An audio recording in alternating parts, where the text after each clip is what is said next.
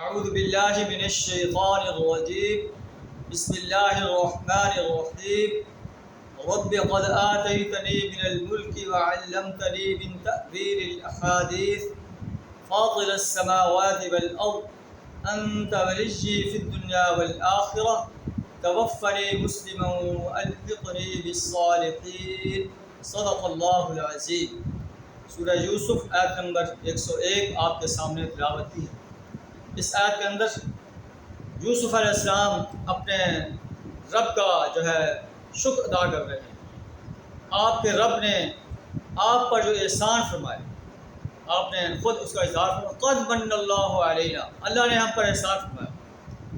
اذ اخرجنی من السجن، اللہ نے مجھ پر احسان فرمایا، اللہ نے مجھے جیل سے نکالا، پہلے کنویں سے نکالا، پھر آپ کو جیل، پھر عزیز مصر کے گھر کے اندر اللہ نے آپ کو متمکن فرمایا، پھر جیل میں ڈالے گئے، پھر جیل سے نکالے گئے، اور پھر عزیز مصر کے عہدے پر آپ متمکن ہوئے۔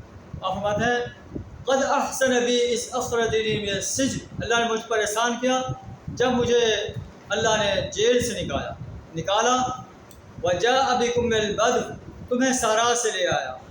من بعد ان نزغ الشیطان بینی و بین اخوتی، اس کے بعد کہ شیطان نے میرے درمیان اور میرے بھائیوں کے درمیان دشمنی ڈال دی تھی۔ تو اللہ جو چاہتا ہے کرتا ہے، اللہ کے آگے کوئی پر نہیں مار سکتا۔ پھر آپ اللہ سے درخواست کرتے ہیں شکریہ کے انداز میں، رب قد آتیتنی من الملک، اے میرے رب تو نے مجھے بادشاہی عطا کی، وعلمتنی من تأویل الاحادیث، اور مجھے معاملہ فہمی کا علم عطا فرمایا ہے، باتوں کی تہ تک پہنچنے کا علم عطا فرمایا ہے، خوابوں کی تعبیر کا علم عطا فرمایا ہے۔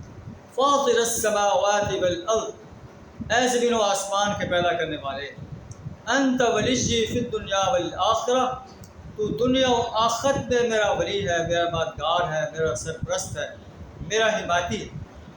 توفنی مسلما والحقنی بالصالحین، یا اللہ مجھے مسلم کی حیثیت سے اس دنیا سے فوت فرما دے، والحقنی بالصالحین، اور مجھے صالح لوگوں میں شامل فرما دے۔ کتنی عظیم دعا ہے۔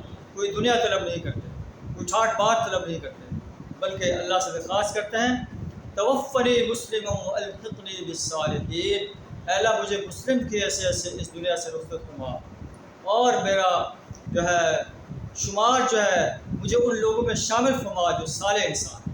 اللہ سے دعا ہے اللہ تعالیٰ ہمیں بھی ایسے ہی خلوص دعائیں کرنے کی توفیق عطا فرمائے، ہمیں مسلم کی حیثیت سے اس دنیا سے رخصت ہونے اور اپنے صالح بندوں میں شامل ہونے کے لیے اپنی رحمت سے صالح بندوں میں شامل فرمائے۔